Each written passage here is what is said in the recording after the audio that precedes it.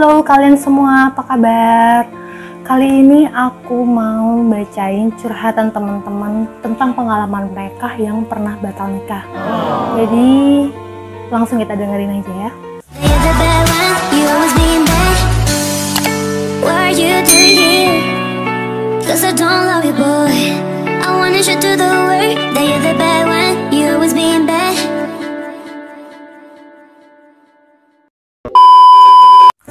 Dan sebelum aku bacain, aku mengucapkan terima kasih untuk teman-teman yang mau berbagi, meluangkan waktunya, sharing tentang pengalaman mereka yang pernah mengalami batal nikah. Dan aku tekankan lagi, tujuanku di sini hanya untuk aku tahu di luar sana banyak orang-orang yang pernah mengalami batal nikah, dan aku berharap ketika mereka nonton video ini mereka bisa lebih dikuatkan dan mereka kan sadar, oh nggak aku aja ya, ternyata orang lain juga bisa melalui ini, kenapa aku nggak, seperti itu.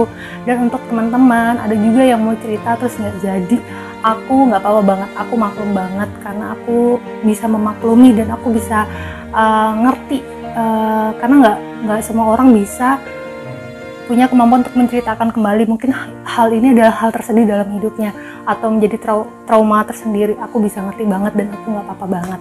Dan ayo kita langsung aja bacain. Aku pernah punya cowok, pacaran gak lama, terus tunangan. Punya rencana untuk nikah, tapi gagal karena cowok aku selingkuh. Ya akhirnya dengan berat hati, ketika itu aku memilih untuk berpisah.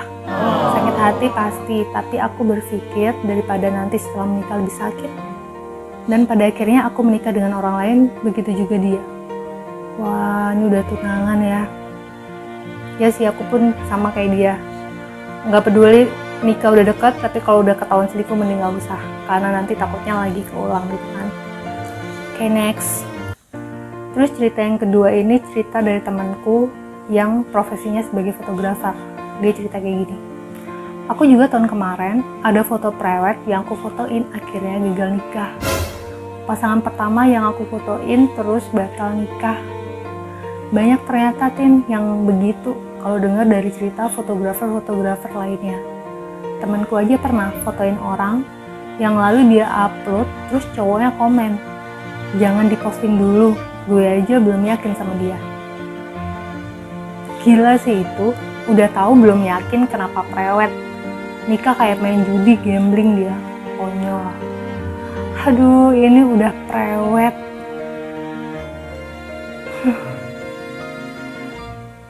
Kebayang sih hancurnya kayak apa gitu kan. Oke, lanjut. Kalau aku sudah mau nikah dengan beda iman. Wah, ini beda agama. Dia mau pindah ke agama kepercayaanku, tapi akhirnya nggak jadi.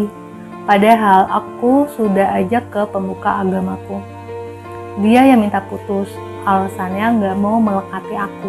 Melekati ini membebani ya teman-teman. Alasan yang cukup konyol juga, padahal dia udah aku ajak ke tempat ibadahku 2 kali. Nah, keluarganya menentang sekali. Main ke rumahnya aja dulu, aku nggak diizinin sama orang tuanya. Memang dalam caseku ini dia yang deketin aku. Terus aku juga merasa usia udah mendesak. Kemudian aku buka opsi untuk serius ke menikah dengan syarat mau mengikuti iman kepercayaanku. Karena dia beda agama. Ternyata mungkin dia serius di awal aja. Karena aku tempatin kalau mau bangun rumah tangga ya harus bisa mencintai dan takut akan Tuhan yang aku percaya dulu. Karena itu fondasi utamanya. Ketika sudah benar-benar mencintai dan takut akan Tuhan, pasti terpancar pada kehidupannya sehari-hari. Tapi akhirnya memang Tuhan bukakan semuanya. Baru 2 minggu putus sudah jalan sama yang lain. Kalau case-nya beda agama memang susah ya, karena kenapa? Karena nggak ada dukungan mungkin dari orang tuanya, apalagi di sini orang tuanya bilang kalau nggak mendukung dari awal, pasti masukan dan omongan dari orang tua tuh pasti yang paling berperan sih untuk dia berubah pikiran gitu kan. Kalau nikah, menurut aku ya, nikah memutuskan untuk mengikuti kepercayaan pasangan, itu kalau nggak dari hati dia mau percaya dengan Tuhan yang akan dia percaya nanti, berbeda dengan iman sebelumnya. Kalau dasarnya karena pasangan, itu menurut aku nggak akan awet sih, nggak akan kuat fondasinya. Beda kalau dia itu ingin pindah agama, tapi dari dia sendiri muncul keyakinan itu. Mau diterpa orang tuanya kayak apa atau orang sekeliling kayak apa, dia akan lebih kekeh gitu loh, dia akan memperjuangkan. Ya kalau menurut aku sih bro,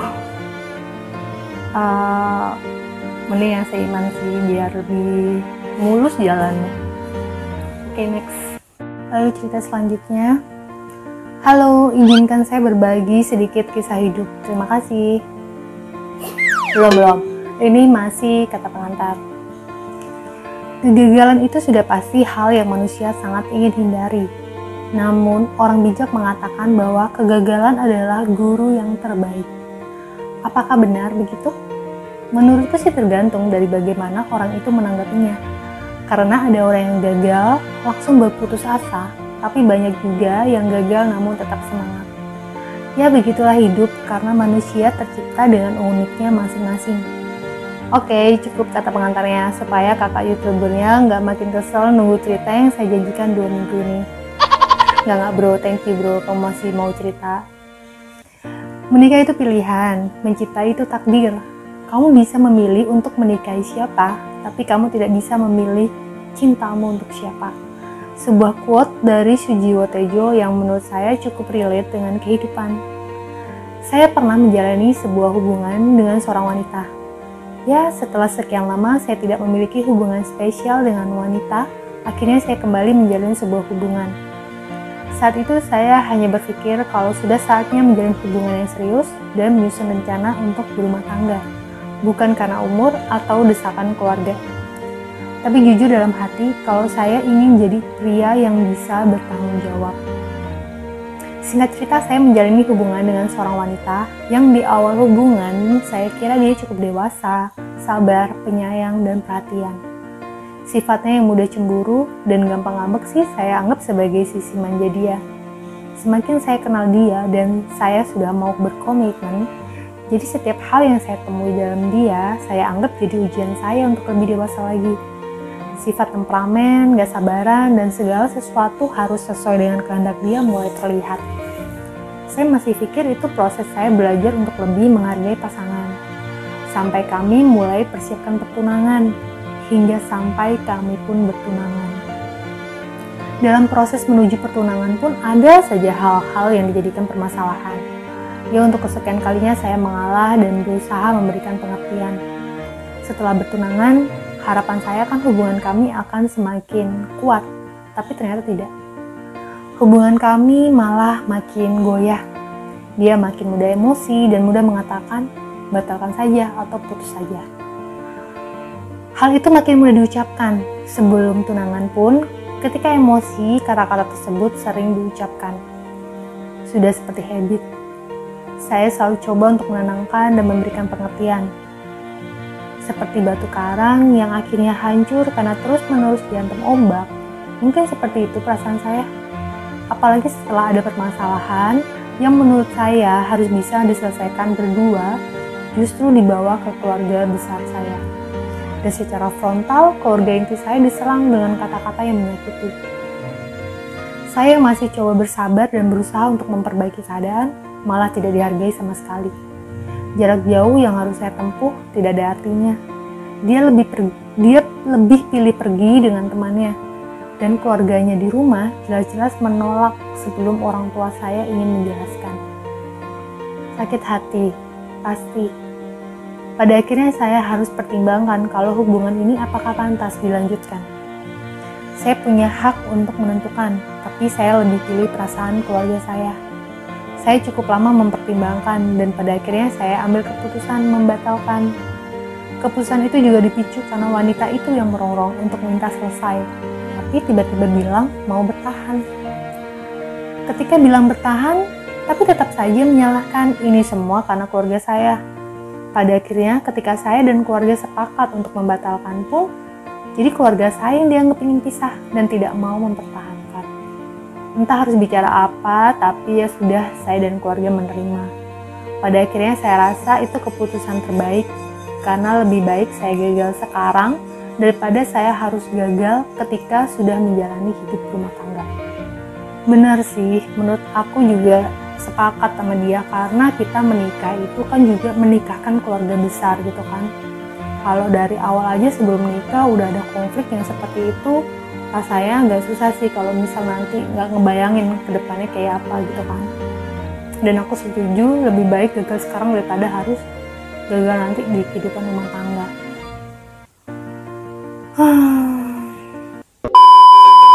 Ya itulah tadi cerita dari teman-teman yang punya pengalaman batal nikah dalam hidupnya. Apapun case-nya, gak ada yang enak pernah ngalamin batal nikah ini. Mungkin cerita orang beda-beda. Sebenarnya ada beberapa temanku yang juga mengalami kisah tentang batal nikah ini, cuma aku nggak bisa publish karena mereka juga memilih untuk nggak cerita. Namun di sini aku belajar bahwa mungkin itu adalah sisi tersedih dalam hidup kita atau mungkin sisi trauma dalam hidup kita. Tapi jangan jadikan itu sebagai patokan untuk kita nggak mau kenal lagi sama orang ya, nggak mau kenal lagi yang namanya cinta. Jangan, perbaiki pola kita untuk mengenal orang aja, mengenal karakter orang gitu kan. Aku setuju sih kalau misal even kita udah tunangan atau prewed sekalipun, kalau kita nggak yakin, mending batal sih. Jangan pertaruhkan itu dalam pernikahanmu. Jangan sampai kita nikah dengan orang yang salah. Kalau ada mitos, ada omongan bahwa kalau mau nikah cobanya banyak nih, jangan sampai ini gitu kan. Tapi menurut aku kalau memang sebelum nikah diperlihatkan bahwa dia itu temperamen, suka selingkuh atau main pukul, mending enggak sih. Mending aku ngorbanin beberapa tahun aku kenal dia daripada aku mengorbankan sisa hidupku dengan orang yang salah. Seperti itu. Untuk teman-teman, aku bisa memahami banget bahwa bisa batal nikah itu kayak mungkin kita anggap itu aib, atau kita nggak pengen publish ke orang, atau nggak pengen cerita karena nggak mau inget-inget lagi. Aku paham banget karena aku tahu rasanya, karena aku pernah mengalami.